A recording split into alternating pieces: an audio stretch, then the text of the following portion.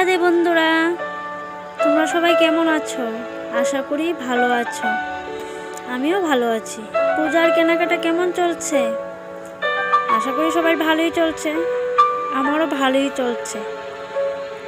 তো আমরা এসেছিলাম জগন্নাথ মন্দিরে। তোমরা নিশ্চয়ই দেখে বুঝে গেছো যে এটা জগন্নাথ মন্দির।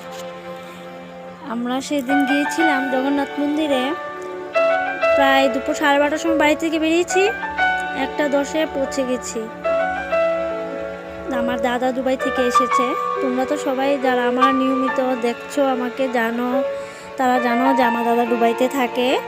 তো আসার পর অনেক দিনই ঘুরেছি, শপিং করেছি, রেস্টুরেন্টে খেয়েছি, কিন্তু ইচ্ছে ছিল জগন্নাথ মন্দিরে এসে খাবো, প্রসাদ খাবো। তো এসেছি। কপালটা কত ভালো ছিল জানো।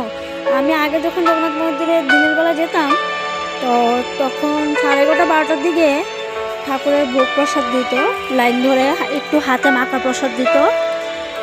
এবার 1:10-15 বেজে গেছে, তখন গিয়ে প্রসাদটা পেয়েছি। তো আমি চট করে গিয়েছি। আমি জানি প্রসাদটা শেষের পথে যদি আমি একটু পাই তাহলে সবাইকে একটু ভাগ করে করে দিতে পারবো। এটা তো ভোগের প্রসাদ, আর আমার বলতে কোনো দ্বিধা নেই, আমার প্রসাদ খুব প্রিয়।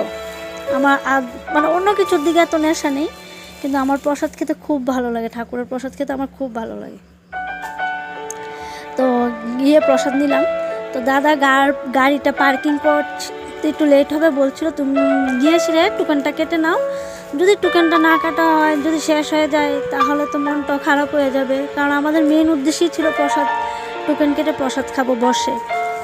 তো টোকেন কেটেছি, অফিস সময় গেলাম, গিয়ে টোকেনটা কেটে তোমার প্রসাদ দিয়ে পার একজনের 130 টাকা করে।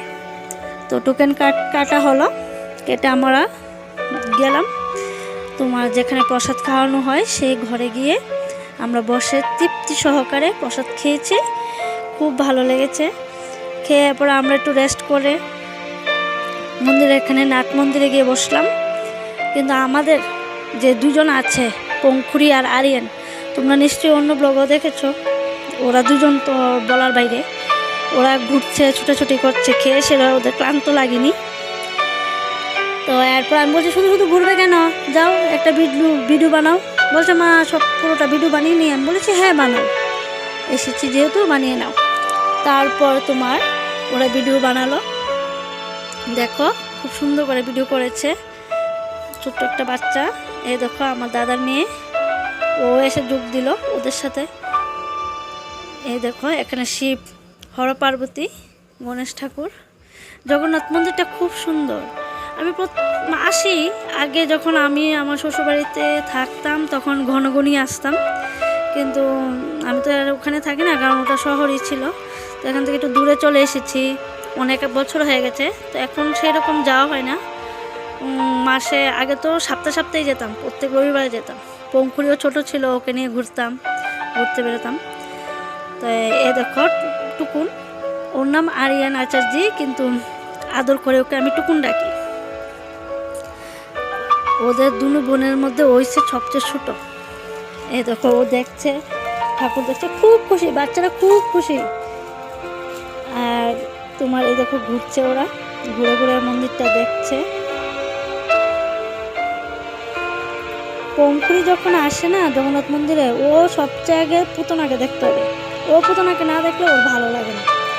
ও বলে আমি পুতনাকে না দেখে যাবই না। ছোটো একটু কান্না করতো, আঙুল দিয়ে দেখিয়ে দিত ওদিকে চলো ওদিকে চলো, কিন্তু এখন আর বলতো না, এখন নিজে নিজেই চলে যায়। এবার মা বলছিল চলো আমরা একটু হেঁটে দেখে আসি, ভালো লাগছে না একা একা, চলো একা তুমি যাবে আমাকে বলছে। আমি বলছি হ্যাঁ চলো যাবো। এরপর গিয়ে মাকে নিয়ে ঘুরলাম জগন্নাথ মন্দিরটা।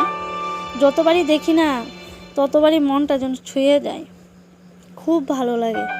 মানে দেখার চোখ দুটো আছে না, মানে কি বলবো, মন চায় শুধু দেখতে দেখতে।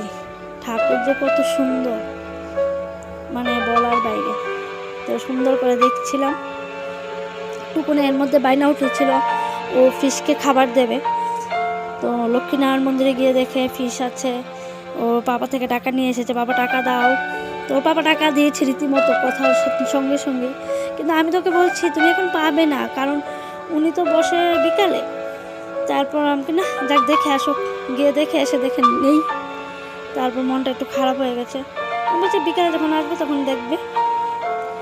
গাইস জানি না ভয়েস ওভারটা কি এরকম দেই, ভালো লাগলে একটা শেয়ার করবে, কমেন্ট করবে, ভিডিওগুলো যদি ভালো লাগে পাশে থাকবে, সাবস্ক্রাইব করবে প্লিজ, তাহলে নিত্য নতুন ভিডিও বানাতে